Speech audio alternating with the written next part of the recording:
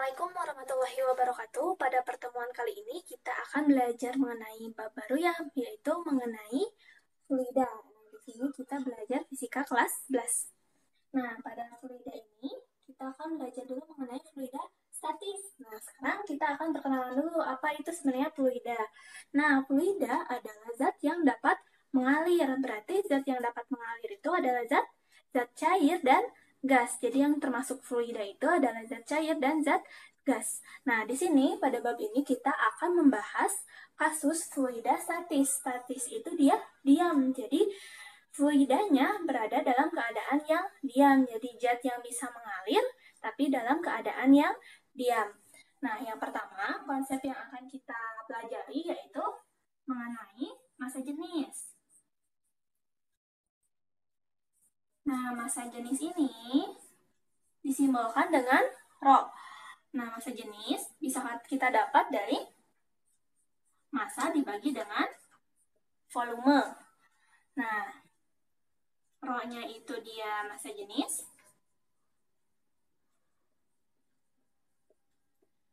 M-nya itu dia massa. Vol itu volume ya.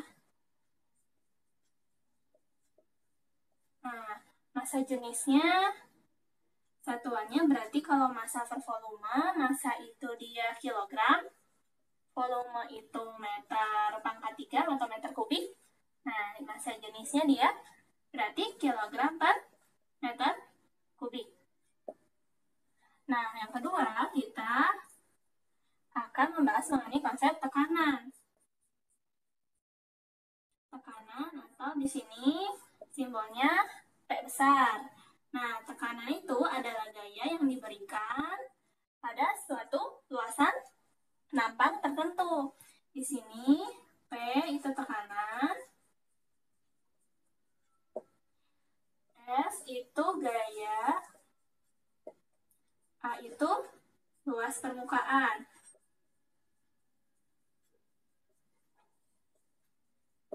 Nah, gaya itu satuannya Newton, luas permukaan itu meter kuadrat. Sehingga tekanan itu satuannya Newton per meter kuadrat, atau disebut juga namanya Pascal. Nah, ada konversinya juga untuk yang tekanan. Jadi, ada yang menyatakan bahwa tekanan itu dari menggunakan atmosfer atau 1 atm. Mungkin sering mendengar ya 1 atmosfer itu ya. Nah, 1 atmosfer itu 10 pangkat 5 Pascal. Lalu 1 atmosfer juga 76 cm Hg atau 760 mm Hg. Nah, terus yang ketiga kita akan membahas mengenai tekanan hidrostatis.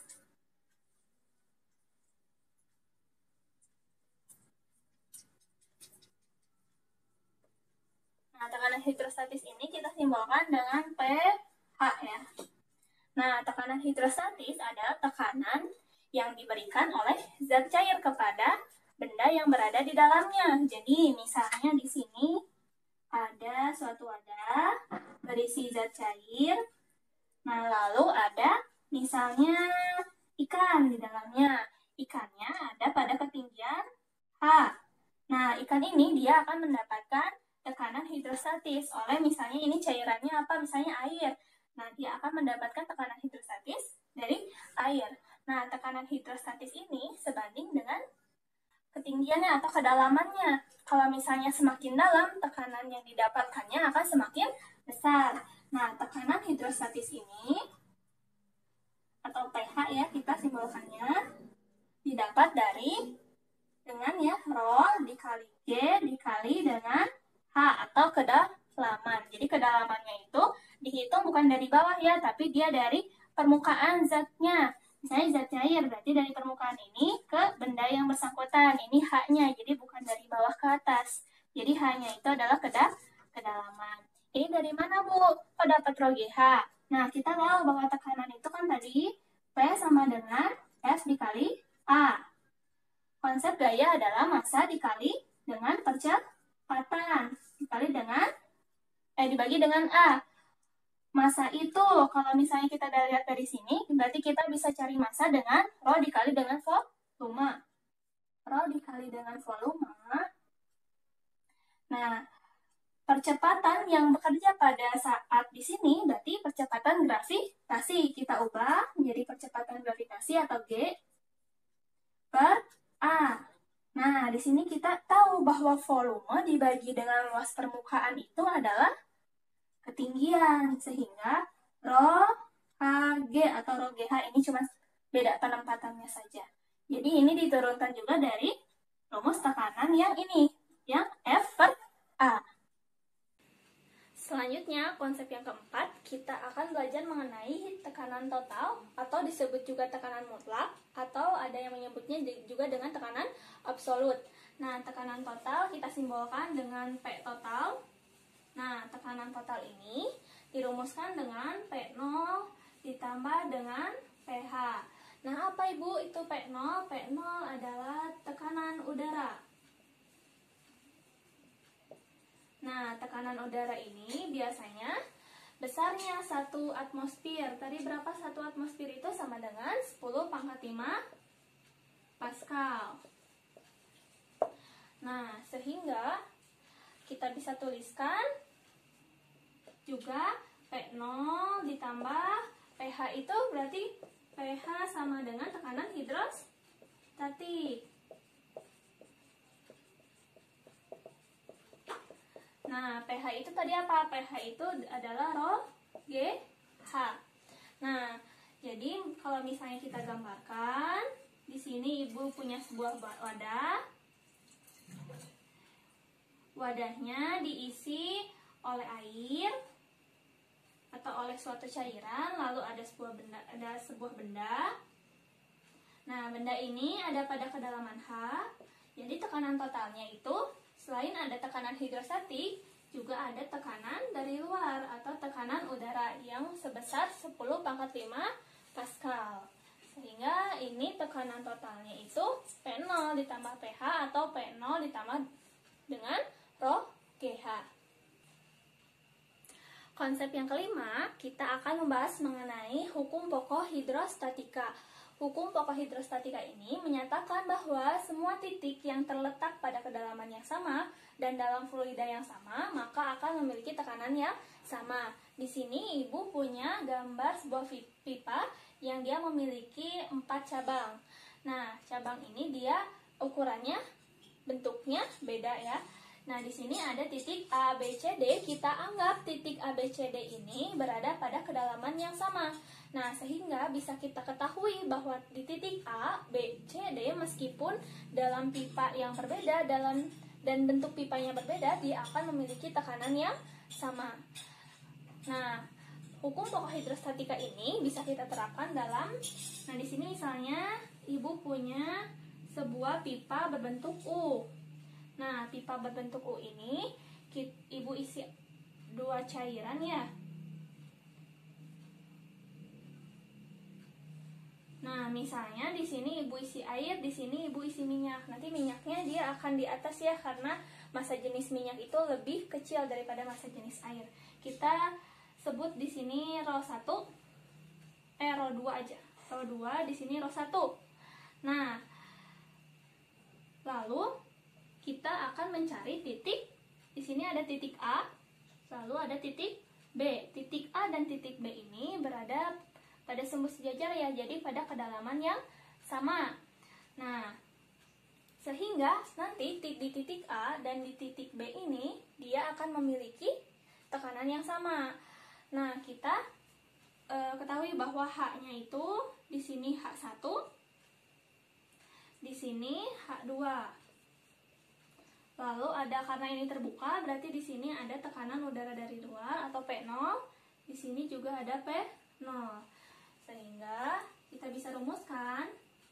Jadi tekanan pada titik A akan sama dengan tekanan pada titik B.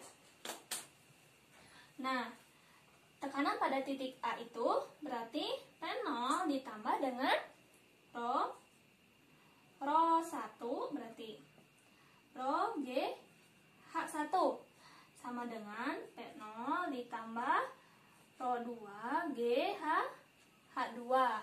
Nah, di sini P0-nya kita pindahkan ke sini atau bisa kita langsung coret ya. Sehingga yang tersisa rho 1 GH1 sama dengan rho 2 GH2. Nah, G-nya sama, bisa kita coret sehingga rho 1 H1 sama dengan rho 2 H2. Nah, ini persamaan untuk hukum pokok hidrostatika. Selanjutnya, konsep ke-6 mengenai hukum Pascal. Nah, hukum Pascal ini berbunyi, tekanan fluida dalam ruang tertutup diteruskan ke segala arah dengan besar yang sama. Jadi, misalnya di sini Ibu punya sebuah tabung. Dia tertutup ya. Tertutup. Nah, misalnya di sini dia tabung ini kan punya ukurannya beda ya. Berarti dia punya luas permukaan di sini dan di sininya beda. Misalnya Ibu contohkan di sini A1, di sini A2. Jadi ketika F1 atau pada bagian ini diberi gaya F1 yang mendorongnya sehingga akan muncul tekanan. Nah, tekanannya akan diteruskan ke segala arah sehingga akan menekan di sini tekanannya. Tekanannya itu akan sama. Jadi tekanan di sini akan sama dengan tekanan yang di sini. Sehingga akan muncul gaya 2. Nah, kalau kita rumuskan, jadinya tekanan yang ada pada titik sini, pada titik 1 akan sama dengan tekanan pada titik 2. Tadi rumus tekanan itu adalah F per A ya, sehingga F1 dibagi dengan A1 akan sama dengan F2 dibagi dengan A2. Nah, kalau misalnya luas permukaannya bentuknya lingkaran, berarti F1 per A1 itu berarti luas lingkaran itu VR kuadrat ya. VR kuadrat sama dengan F2 per ini VR1, ini VR2 kuadrat. Di sini V-nya bisa kita coret sehingga V1 per R1 kuadrat sama dengan V2 per R2 kuadrat. Ini adalah persamaan untuk hukum Pascal. Nah, hukum Pascal ini diterapkan kalau dalam kehidupan sehari-hari itu pada dongkrak hidrolik. Kalian pernah kan lihat di bengkel mobil bisa diangkat ke atas. Nah, itu menggunakan hukum Pascal. Jadi nih, misalnya Ibu gambarkan di sini ada sebuah mobil. Nah, kita ingin mengangkat mobil ini. Nah, sebenarnya ini menggunakan hukum Pascal. Jadi ketika kita memberikan gaya di sini, sehingga pada luas permukaan yang di sini kan F1, luas permukaannya kecil ya H1. Nah, dia akan mendapatkan tekanan. Misalnya di sini tekanannya P1. Nah, sesuai dengan hukum Pascal bahwa P1 akan sama dengan P2. Sehingga untuk menaikkan sebuah mobil ini, kita tidak perlu menggunakan gaya yang besar karena kita menggunakan yang konsep hukum Pascal. Nih, contohnya seperti ini. Si mobil ini dia punya masanya misalnya 1000. Masanya 1000 kg. Nah, berapa gaya yang harus kita keluarkan gitu ya untuk mengangkat si mobil ini. Nah, gaya di sini ya yang harus kita keluarkan gitu. Kan kalau misalnya ini minimal ya, kalau kita bisa lihat di sini minimalnya nih ya, kita harus mengeluarkan, kalau misalnya gayanya berarti massa dikali gravitasi, berarti gayanya minimal harus 10.000 Newton. Besar sekali kan ya. Nah, dengan hukum Pascal ini kita bisa memperkecil gaya yang harus kita keluarkan. Sehingga kan ini F1 per A1 sama dengan F2 per A2. Nah, A1-nya misalnya di sini A1-nya 10 sini A2-nya 1000 meter persegi. Nah, sehingga kita coba masukkan F1 yang akan kita cari. A1-nya 10 sama dengan F2-nya berarti gaya berat ya, massa dikali gravitasi, per A2-nya 1000. Lalu F1 per 10 sama dengan M kali G itu 1000 dikali 10, jadinya 10.000 per 1000. Lalu kita ini coret, ini kita kalikan, berarti F1 sama dengan 10 kali 10, 100 Newton. Nah, jadi kita bisa memperkecil gaya yang harus kita keluarkan untuk mengangkat si mobil tersebut. Yang harusnya minimal kita mengangkat dengan gaya tadi berapa? 10.000 Newton. Nah, jadinya kita bisa mengangkat mobil tersebut dengan hanya memiliki gaya 100 Newton saja gitu. Jadi konsep dalam kesehariannya itu hukum Pascal biasanya pada dongkrak hidrolik. Nah, konsep yang terakhir yaitu mengenai hukum Archimedes. Nah, hukum Archimedes ini menyatakan bahwa suatu benda yang dicelupkan sebagian atau seluruhnya ke dalam zat cair akan mengalami gaya apung yang besarnya sama dengan berat zat cair yang dipindahkan oleh benda tersebut.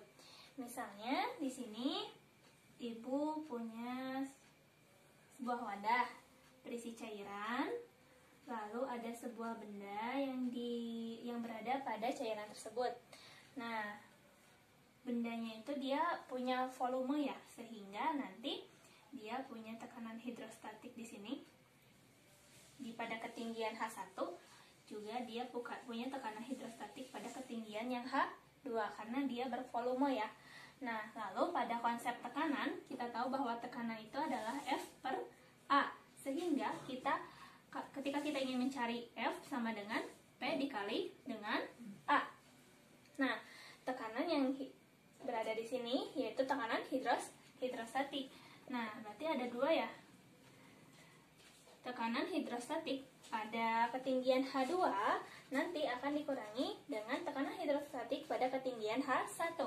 Sehingga P rho GH2 dikurangi rho GH1 dikali dengan A. Nah, kita keluarkan rho sama G-nya. Rho dikali G, H2 min H1 dikali dengan A. Nah, di sini rho G delta H ya, dikali dengan A. Nah, delta H dikali dengan luas permukaan itu sama dengan volume, sehingga menghasilkan rho G V. Nah, ini yang disebut dengan FA, gaya angkat atau gaya apung kita sebutnya.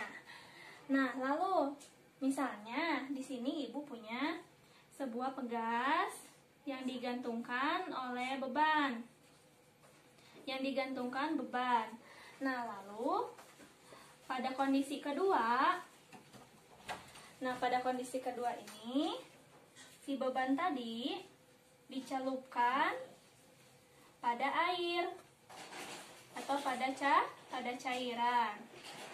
Nah, pada kondisi yang pertama, si beban ini dia punya yang namanya gaya berat pada saat dia di udara atau W di udara. Nah, pada saat di sini kita anggap dia juga punya gaya berat yang namanya gaya berat pada saat dia ada atau berada pada fluida. Kita sebut dengan WF. Nah, gaya berat yang ada pada fluida ini seakan-akan dia lebih kecil gitu ya daripada pada saat dia di udara, karena ada gaya tadi, ada gaya angkat. Nah, yang arahnya ke atas atau FA. Sehingga dari sini kita bisa rumuskan bahwa kita bisa mencari FA tidak hanya dengan rumus yang rho G dikali V, tapi juga menggunakan rumus FA sama dengan beratnya di udara dikurangi beratnya di fluida. Karena tadi konsepnya ini ya, gaya apung yang besarnya sama dengan berat zat cair yang dipindahkan oleh benda tersebut. Nah, oh iya di sini rho di sini jangan terkecoh. Rho di sini adalah rho Nah, rho di sini adalah massa jenis fluida.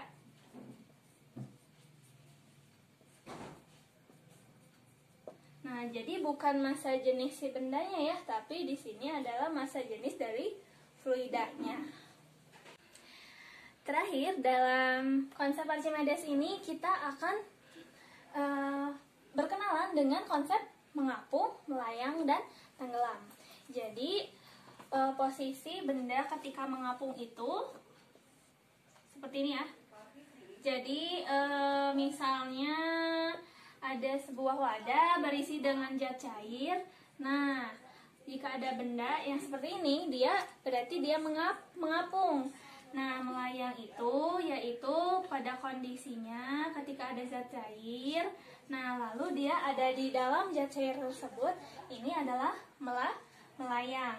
Nah, untuk yang tenggelam ini, nah dia tenggelam berada di permukaan atau pada dasar sebuah wadahnya, bendanya.